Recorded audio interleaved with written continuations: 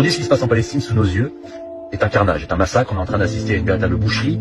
Des civils, des papas, des mamans, des enfants, des bébés se font bombarder la gueule. On ne combat pas le terrorisme en tuant des enfants. Ce qui se passe là-bas doit être dénoncé, ça doit s'arrêter. Je ne comprends pas qu'en 2023, il n'y a aucun président, aucun chef d'État qui pose ses couilles sur la table et qui dit maintenant stop. C'est un conflit qui va s'importer en France. C'est un conflit qui va venir sur nos terres, parce que de par l'histoire de notre pays, qui est une grosse communauté juive et musulmane, et je le ressens déjà.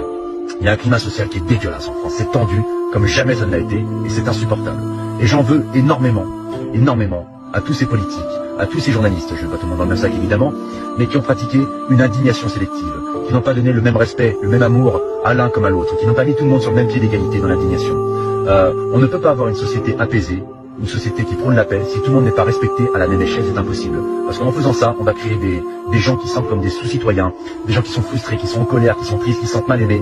Et ça, c'est impossible. La France, c'est liberté, égalité, fraternité. Et il ne faudrait pas qu'on abîme le slogan. On devrait être un modèle de fraternité dans le monde entier. On est un des seuls pays à être multiculturel, comme ça, on a tous grandi ensemble. D'accord? On a grandi avec des Juifs, des Arabes, des Noirs, on a tous grandi ensemble, et ça s'est toujours très bien passé. C'est pas aujourd'hui qu'il faut que ça change. Au contraire, je pense qu'on doit être un exemple dans le monde entier de fraternité.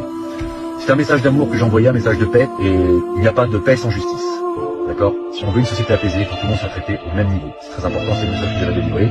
Plein d'amour, et cessez le feu, il faut que ça s'arrête. Parce qu'on ne va pas continuer à vivre comme ça, c'est pas possible, sinon